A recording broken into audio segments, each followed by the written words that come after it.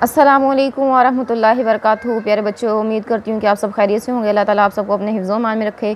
तो बेटा जी, आज हमने मौज़ूआती मुताले का चैप्टर नंबर 4 है ज़कात, इसे आज हम पढ़ेंगे।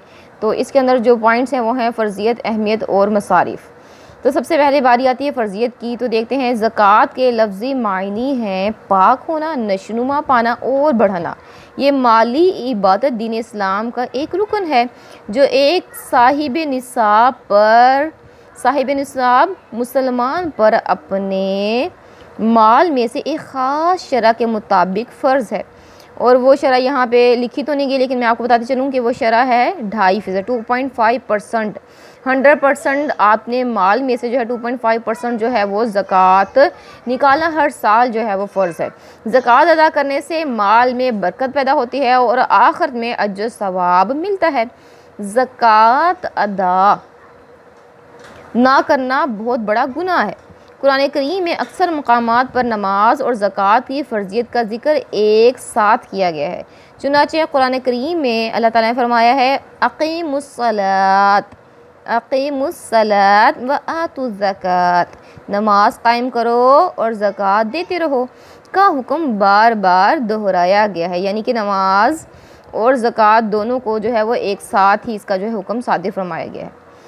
तो जी, इसके बाद बारी आती है कि अहमियत ज़कात की क्या है। तो ज़कात की अहमियत इस वाक़े से भी ज़ाहिर होती है कि जब एक मरतबा एक गिरोह ने बारगाह नबूवत में हाजिर होकर इस्लाम की तालीमात दरियाफ़्त की, तो आप सल्लल्लाहु अलैहि वसल्लम ने अमाल में सबसे पहले नमाज और फिर ज़कात का ज़िक्र फरमाया।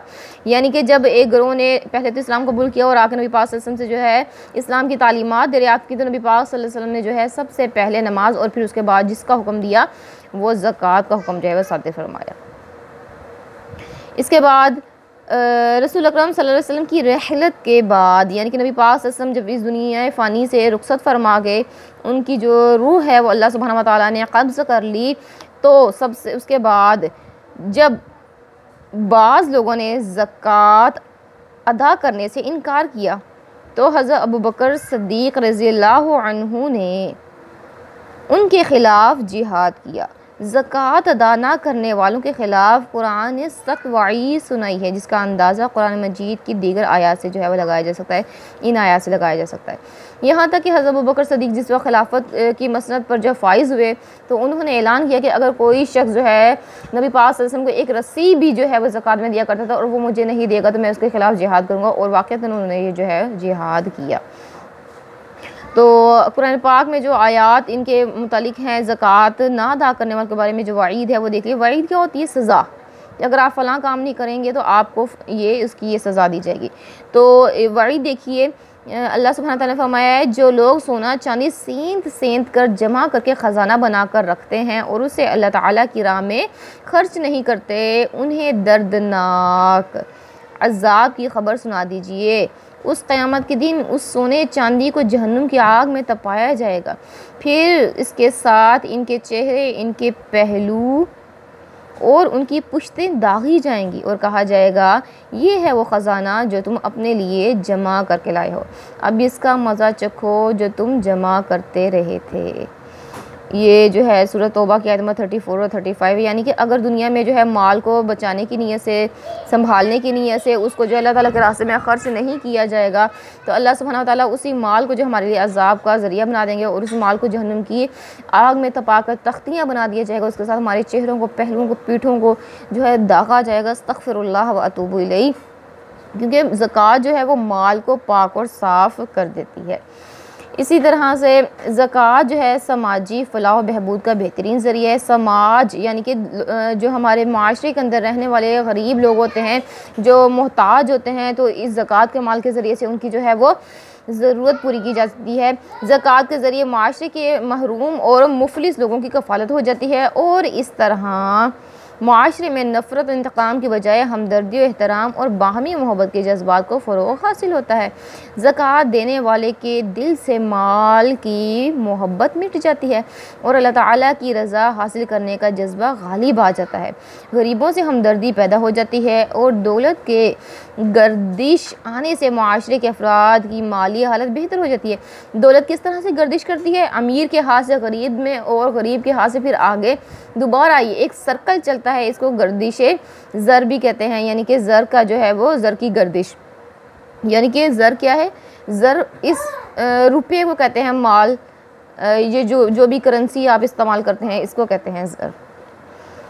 तो इसके बाद देखें कि इसके क्या फ़ायदे हैं कि माशरे के अंदर जो है वो मोहब्बत और यगानगत पैदा होती है। आपस में नफ़रत और बुग़्ज़ और हसद का जो है वह ख़ात्मा हो जाता है। हक़दार को उसका हक़ मिल जाता है, क्योंकि अल्लाह सुब्हानहू व तआला ने अगर किसी को माल दिया है तो उसके लिए भी आज़माइश है और अगर किसी को माल नहीं दिया तो उसके लिए भी आज़माइश है। अब जिसे माल दिया गया उसके लिए आज़माइश ये है कि आया कि वो गरीब मोहताजों को जो है वो उसमें से कुछ देते हैं या सारा का सारा ख़ुद ही खा जाते हैं। तो इस तरह से ये जो है ये आज़माइश है जी। इसी तरह से अब बारी आती है मुसारिफ़ की। मुसारिफ़ से मुराद ये है कि ज़कात का माल किन किन जगहों पे जो है वो ख़र्च किया जा सकता है। तो कुरान हकीम ने ज़कात के 8 मसारिफ़ बयान किए हैं, जैसा कि है आऊज़ु बिल्लाहि मिनश शैतानिर रजीम, इन्नमस सदक़ातु लिल फ़ुक़राइ वल मसाकीन वल आमिलीना अलैहा वल मुअल्लफ़ति क़ुलूबुहुम व फ़िर रिक़ाब वल गारिमीन व फ़ी सबीलिल्लाहि व बनिस सबील फ़रीज़तम मिनल्लाह वल्लाहु अलीमुन हकीम। सूरह तौबा की आयत नंबर ये 60 है, 60 है। अल्लाह ताला फरमा रहे हैं ज़कात तो गरीबों, मस्कीनों, ज़कात के महकमे में काम करने वालों और उन लोगों के लिए है जिनके दिलों को इस्लाम की तरफ जोड़ना है।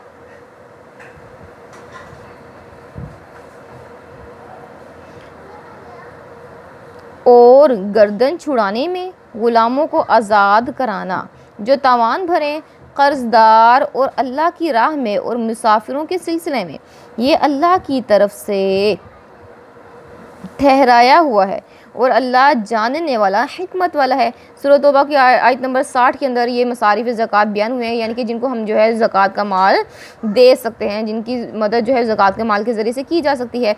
इस आयत की रोशनी में ज़कात के 8 मसारिफ़ ये हैं। फ़ुक़रा वो होते हैं जो दस्ते सवाल दराज करते हैं, यानी कि सवाली हैं, सवाल करते हैं आपसे, उनको भी जो है आप ज़कात का माल दे सकते हैं। दूसरे मसाकीन वो हैं जो अपनी ज़रूरत के मुताबिक जो है माल नहीं रखते, तो उन्हें भी जो है ज़कात का माल देकर उनकी जो है वो मदद की जा सकती है। आमिलीन कौन है? जो ज़कात के महकमे में काम करते हैं, मुलाज़मीन, जो ज़कात को इकट्ठा करने में और फिर उसके जो है वो ख़र्च करने में कि कहाँ कहाँ उसको ख़र्च किया जाएगा, उसके जो है वो मुस्तहिक़ीन तक पहुँचाने वाले लोग, तो वहाँ पे जो उस महकमे में जो काम करेंगे उनकी तनख्वाहें भी जो है उसी में से अदा की जाएंगी। तालीफ़ क़ल्ब के अंदर नो मुस्लिम भी जो हैं वो शामिल हो जाते हैं, जो नए नए इस्लाम में दाखिल हुए। ज़ाहिर सी बात है वो अपना दीन छोड़ के जब आते हैं तो बाज़ औक़ात इस तरह से होता है वो तही दामन होते हैं, उनके पास कुछ भी नहीं होता, तो उन्हें जो है वो नाउमीदी और मुफलिसी से निकालने के लिए कि कहीं दोबारा मुर्तद ना हो जाएं या दीन इस्लाम से जो मुनहरिफ ना हो जाएं, तो इनके लिए भी जो है ज़कात का माल जो है वो इस्तेमाल किया जा सकता है। उसके बाद जी है बारी रिक़ाब कौन होता है? रिक़ाब कहते हैं कैदियों को। ऐसा कैदी कि जो तावान भरकर अपने आप को आज़ाद ना करा सकता हो, तो उसको भी जो है वो ज़कात का माल देकर उसका जो है तावान अदा किया जा सकता है, ताकि वो जो है वो आज़ाद ज़िंदगी गुजार सके। उसके बाद जी बारी आती है गारिमीन कहते हैं कर्ज़दार को। ऐसा कर्ज़दार के जो इतना पैसा ना रखता हो कि अपना कर्ज़ अदा कर सके, तो उसको भी जो है वो ज़कात का माल देकर जो है उसका कर्ज़ अदा किया जा सकता है। फ़ी सबिलिल्लाह के अंदर बहुत सारे काम आ जाते हैं, जैसे NGOs हो गई, रफ़ाही अदारे हो गए, या फिर जो है हस्पताल हो गया, और ऐसी जगहें जहाँ से जो है अवामुन नास जो है वो फ़ायदा हासिल करते हैं, कोई स्कूल या कोई ऐसी चीज़ हो गई जहाँ पर जो है लोगों के नफ़े के काम जो है वो किए जाते हैं। उसके बाद इब्नु सबील कहते हैं मुसाफिर को। अब ये मुसाफिर कौन सा मुसाफिर है? यहाँ पे दो चीज़ें आती हैं, लाजमी तो नहीं कि मुसाफिर गरीब हो। अगर कोई मुसाफिर अमीर है, वो जो है वो बहुत ही मालो दौलत रखता है, लेकिन हुआ क्या कि वो सफ़र पे गया और उसका जो ज़ादे राह था वो ख़त्म हो गया। अब उसके पास कोई ज़रिया नहीं कि वो अपना ज़ादे राह मंगवा सके, तो उस वक्त उसके ऊपर जो है ज़कात का माल हम खर्च कर सकते हैं। तो जी ज़कात देते वक्त पहले अपने करीबी रिश्तेदारों का ख्याल रखा जाए, ज़कात देते वक्त पहले अपने करीबी रिश्तेदारों का ख्याल रखा जाए, बाहर के लोगों को बाद में दी जाए। इसी तरह जो लोग खुद बढ़कर सवाल नहीं करते, गुर्बत के बावजूद खुददार और गैरतमंद होते हैं, उन्हें तलाश करके ज़कात और सदक़ात दिए जाएं। असल में कुरान पाक में जो ज़रूरतमंद जो करार दिए गए हैं वो इन्हीं लोगों को करार दिया गया है कि जो सफ़ेद पोश लोग होते हैं, लेकिन वो बढ़ बढ़ के लोगों से चिमट चिमट के जो है सवाल नहीं करते। यही असल जो है हक़दार हैं कि इनको जो है वो दिया जाए, इनकी जो है मदद की जाए। तो इसके साथ ही एक और चीज़ यहाँ पर पॉइंट है कि यहाँ पे बयान किया गया है कि ज़कात देते वक्त पहले अपने करीबी रिश्तेदारों को जो है वो उनका ख्याल रखना चाहिए। तो हदीस मुबारक में है कि क़ाल रसूलुल्लाह सल्लल्लाहु अलैहि वसल्लम, नबी पाक सल्लल्लाहु अलैहि वसल्लम ने फरमाया कि अगर तुम जो है सदका जो है अपने करीबी रिश्तेदार को देते हो, अपने किसी रिश्तेदार को देते हो, तो तुम्हें दुगना अजर मिलता है। एक तो रिश्तेदारी निभाने का और दूसरा जो है वो अल्लाह ताला के रास्ते में माल खर्च करने का। तो इसलिए जब भी कोई ऐसा मामला हो, सदका, ज़कात या कुछ भी देना हो, तो सबसे पहले अपने रिश्तेदारों को देखना चाहिए, फिर उसके बाद पड़ोसियों को और उसके बाद फिर किसी और को जो है वो देखना चाहिए। जज़ाकुमुल्लाह खैर। अस्सलामु अलैकुम व रहमतुल्लाहि व बरकातुहू।